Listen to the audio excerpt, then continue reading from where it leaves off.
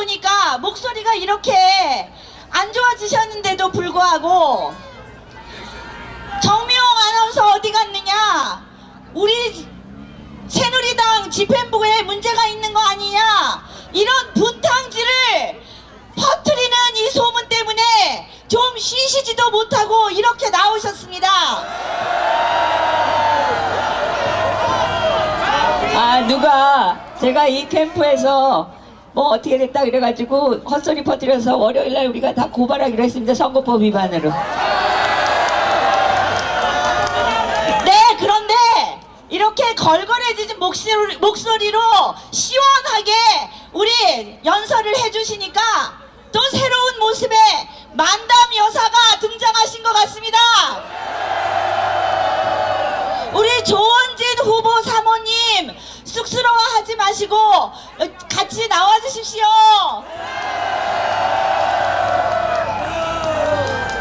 후보 사모님 어디 계신가요?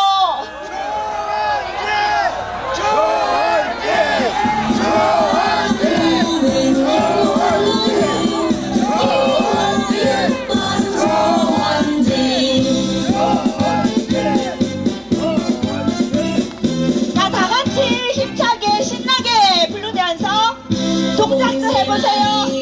새누리에 있어 법치공, 자유공, 애국공.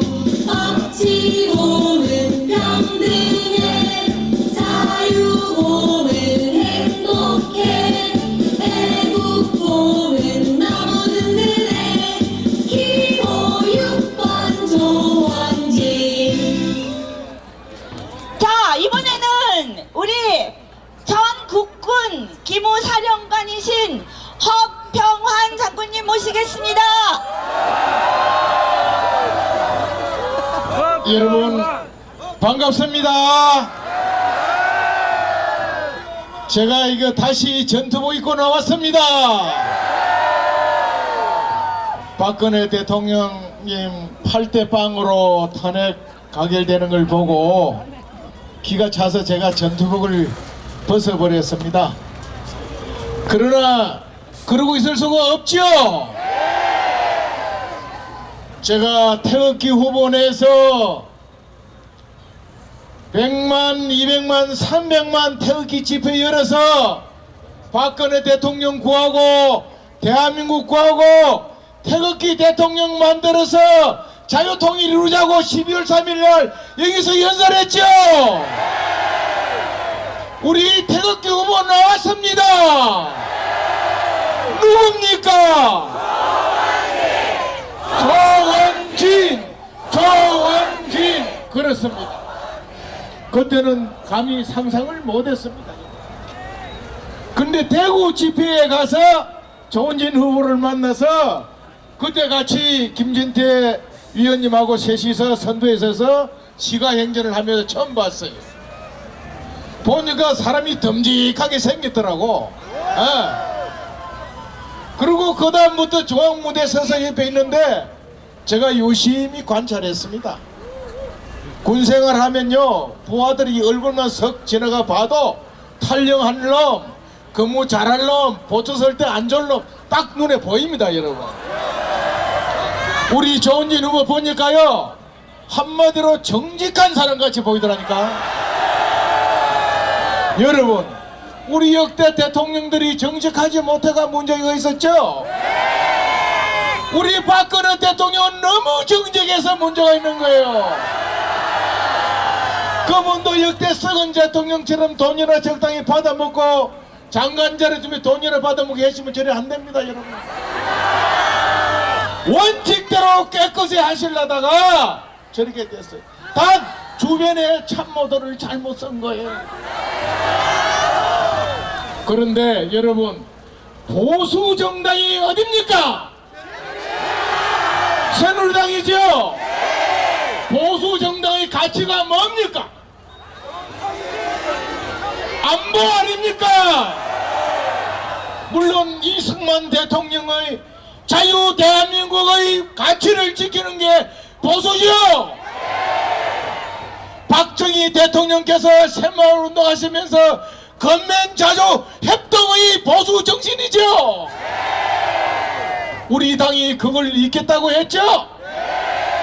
그러면서 지금 안보가 대단히 심각합니다. 저는 김정년 비서실장의 자서전을 종령 때 봤습니다. 박정희 대통령 돌아가시고 나서 그분이 자서전을 썼는데 자기가 비서실장을 하면서 박정희 대통령 오래 관찰했는데 모든 국민들은 박정희 대통령이 경제에 치중한 걸 아시는데 그게 아니라는 거예요. 박정희 대통령 가까이 70%는 안보에 신경을 썼답니다, 여러분. 30%를 경제에 쓴 거예요. 그래서 소총도 한 만짜리 못 맞는 나라를 돌아가실 때는 탱크, 포, 전투기, 미사일까지 만드는 그런 분이었습니다, 여러분. 그런데 지금 대한민국의 안보기 심각한 위기에 있습니다. 전쟁 난다고 지금 걱정하고 있죠? 전쟁은 안 날 것 같아요. 왜 그러냐면은 이번에 시진핑이가 트럼프 대통령 정상회담을 했는데 요즘 언론에서 트럼프 발음만 갖고 시비를 걸고 있어요. 트럼프가 뭐라고 그랬습니까? 한국이 한때는 중국의 속국이었다고 그런다는 거야. 트럼프가 자기가 지어냈겠어요? 그거 누가 얘기한 거로 보입니까, 여러분?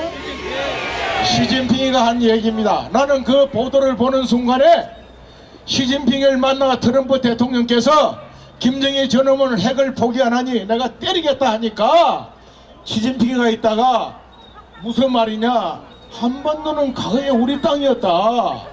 그런데 만약에 당신이 북한을 폭격을 하면 중국하고 전쟁하게 되는 거다. 그래도 되는 거냐 하는 소리를 나는 했다고 봅니다. 그러니까 시진핑이가 트럼프가 깜짝 놀래가서 아 그런 거냐 말이지. 이래서 지금 내가 볼 때는 북폭격을 그 기대도 해서는 안 되는 거예요. 우리가 해야죠. 여러분, 우리 조은진 후보께서는 굉장하게 남의 얘기 귀도 기울이고 포용력이 있으시더라고. 지난번 대책회의 가니까 거기에 모여서 우리 토론을 했어요. 안보 정책 제가 6가지를 써줬습니다. 하니까 자기가 받아 적으려는 거야. 이런 분이 어디 있어요, 세상에. 여러분, 여기에요 정말 안보만큼은 조은진 후보만큼 단단한 참모가 없습니다, 여러분. 우리 건영애 장관님 말이죠. 그 당시 견제를 많이 받아가지고 군단장도 못 나갔어요, 이분이. 육군소장으로 끝나신 분인데 워낙 출중하시니까 국방부 기획관리실장 하시고 차관 하시고 장관까지 하신 분이에요, 여러분. 그리고 대한민국을 6.25 때 살린 육사단장을 하셨어요. 국방부에서 완전히 정책통이십니다. 그리고 안기부장까지 하셨죠. 대한민국에서 이와 같이 국방과 안보와 정책을 하신 분은 이어른 말고 없습니다, 여러분. 이어른이 옆에 받쳐주고 있죠. 이 허평아지도 받쳐주고 있습니다. 저도 육사단장을 했어요. 15년 선배인데 15년 후에 제가 육사단장 하셨어요. 저도 중령 때 국방부 가가지고 거기서 대령 진급하고 준장 진급하고 사단장 날고 10년간 제가 국방부에 근무했습니다, 여러분. 우리 야전 군진들요, 지금 다른 대통령 캠프 가 있는 사람 국방부까지 근무한 사람 한 명도 없습니다, 여러분.